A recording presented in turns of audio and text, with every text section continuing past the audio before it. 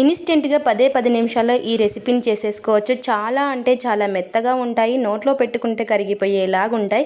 ఇంటిల్లిపాది ఇష్టంగా అయితే తినేస్తారు. మరి ఈ రెసిపీ ఎలా ఏంటనేది మీకు చూస్తేనే కదా అర్థమవుతుంది.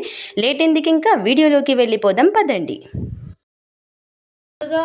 ముందుగా ఒక బౌల్ అయితే తీసుకొని అందులోకి నీళ్ళు అయితే వేసుకోవాలి. నీళ్ళు వేసుకొని నీళ్ళని బాగా మరిగించుకుందాము.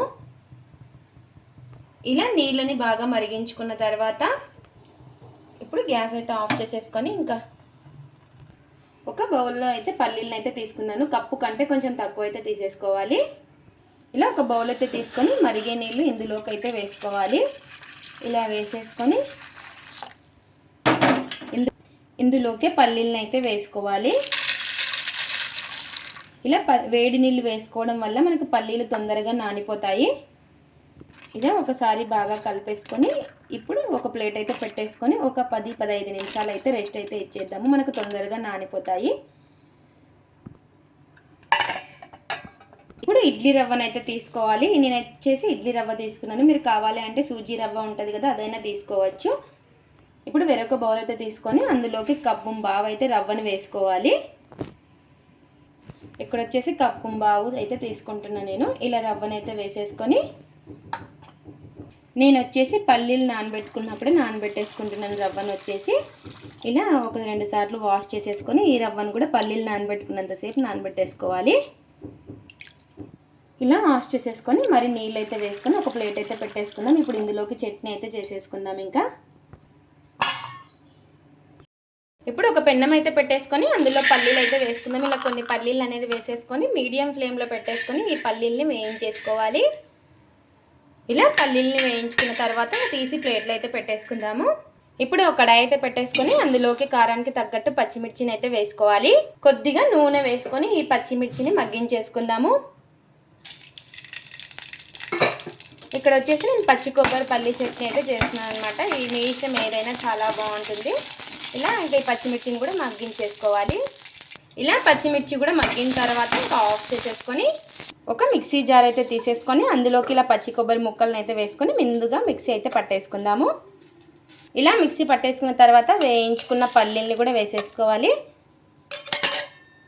అలాగే వేయించుకున్న పచ్చిమిర్చి, అలాగే నీళ్లు కొన్ని, అలాగే కొంచెం చింతపండు, రుచికి సరిపడినంత ఉప్పు, అలాగే ఉప్పు వేసేసుకొని నీళ్లు కొన్ని వేసుకొని మెత్తగా మిక్సీ అయితే పట్టేసుకుందాం. ఇంకా ఇలా ఈ విధంగా పట్టేసుకొని నీళ్ళు అనేది చూసుకొని వేసుకోవాలి. ఇప్పుడు దీనికి పోపు అయితే పెట్టేసుకుందాం. ఇంకా ఇలా ఈ విధంగా పోపు అనేది పెట్టేసుకొని ఇంకా చట్నీ అయితే రెడీ అయిపోయింది. ఈలోపు మనకు పల్లీలు కూడా నానిపోయి ఉంటాయి. ఇంకా మిగతా ప్రాసెస్ అయితే చూసేద్దాము.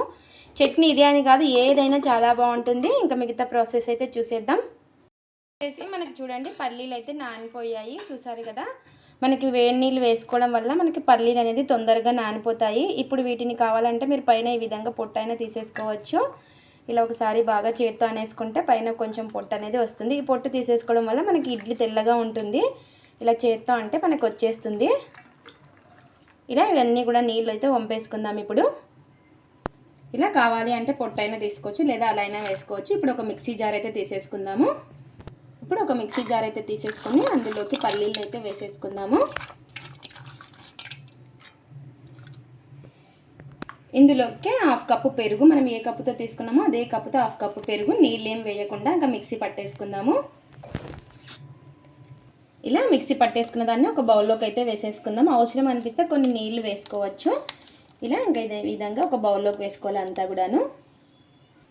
ఇలా ఇంకా ఇప్పుడు రవ్వను కూడా అయితే నీళ్ళు వంపేసుకుందాం. ఈ నీళ్ళన్నీ కూడాను ఈ రవ్వలో నీళ్ళంతా కూడా వంపేసుకున్న తర్వాత ఇలా పూర్తిగా పిండేసుకోవాలి. ఇలా వాటర్ అంతా తీసేసుకొని ఈ రవ్వని ఇందులోకి అయితే వేసేసుకుందాము. ఇలా రవ్వ అంతా కూడా వేసేసుకొని ఇప్పుడు మొత్తం కూడాను కలిపేసుకుందాము. ఒకవేళ నీళ్ళు అవసరం అనిపిస్తే వేసుకోవచ్చు. ఇలా మొత్తం కూడా కలిపేసుకొని కొంచెం నీళ్ళు అయితే వేసుకుందాము. కొంచెం గట్టిగా ఉంది. ఇందులోకి రుచికి సరిపడినంత ఉప్పు, ఒక 1/2 టీ స్పూన్ అంతా వంట సోడా కూడా వేసుకొని కొంచెం నీళ్ళు అనేది వేసుకొని ఒకసారి మళ్ళీ బాగా కలిపేసుకుందాము. అంతా కూడాను కలిపేసుకోవాలి మొత్తం కలిసేలాగా. ఇంకా మరి కొద్దిసేపు పెట్టాల్సిన పని లేదు. ఇంకా వెంటనే మనం ఇడ్లీ అనేది పెట్టేసుకోవచ్చు. ఇడ్లీ ప్లేట్స్ అయితే తీసేసుకొని ఈ విధంగా కొంచెం నూనె అనేది అప్లై చేసేసుకోవాలి. ఇలా మనకి ఎన్ని ప్లేట్స్ అవుతాయో అన్నీ కూడాను ఇలా ఇంకా అన్ని ప్లేట్స్కి ఆయిల్ అనేది అప్లై చేసేసుకొని ఇప్పుడు మనం కలిపి పెట్టేసుకున్న ఈ బ్యాటర్ని ఇందులోకి అయితే వేసేసుకుందాము.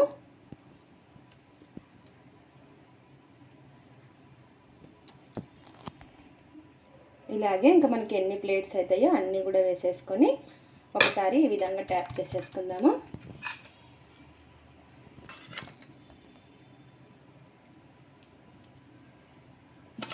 ఇలా ఇంకా ఇడ్లీ ప్లేట్లన్నీ కూడా స్టాండ్లో అయితే పెట్టేసుకొని ఇడ్లీ పాత్ర అయితే తీసేసుకొని నీళ్ళు బాగా మరిగిన తర్వాత ఇంకా ఈ ప్లేట్స్ అయితే పెట్టేసుకుందాం. ఒక 12 నిమిషాలు ఆవిరికైతే ఉడికించుకోవాలి. వచ్చేసి 12 నిమిషాల తర్వాత అండి మనకి ఇడ్లీ అయితే పర్ఫెక్ట్గా ఉడికిపోయింది. ఇప్పుడు తీసేసుకుందాం. కొంచెం వెంటనే తీయకుండా కొంచెం చల్లారిన తర్వాత తీసుకోవాలి. ఎలాంటి మినప్పప్పు లేకుండా అప్పటికప్పుడు చేసుకుని పల్లీలతో ఇడ్లీ అయితే రెడీ అయిపోయింది. ఇంకా ప్లేట్లో అయితే సర్వ్ చేసేసుకుందాం. చూసారు కదా ఎంత ఈజీగా వస్తున్నాయో ఇడ్లీలు వచ్చేసి. ఇంకా టేస్ట్ అయితే చూసేద్దాం ఇప్పుడు. ఇంకా ఇందులోకి చట్నీ అయితే చేసుకున్నాం కదా, ఆ చట్నీలోకి అయితే టేస్ట్ అయితే చూసేద్దాం ఇప్పుడు.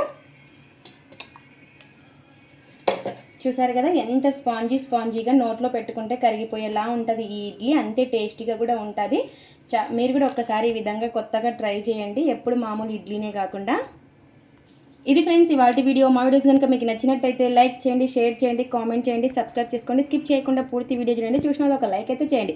అలాగే పల్లీలతో ఇడ్లీ ట్రై చేసి ఎలా వచ్చిందో కామెంట్ అయితే పెట్టండి. Thanks for watching. Bye bye.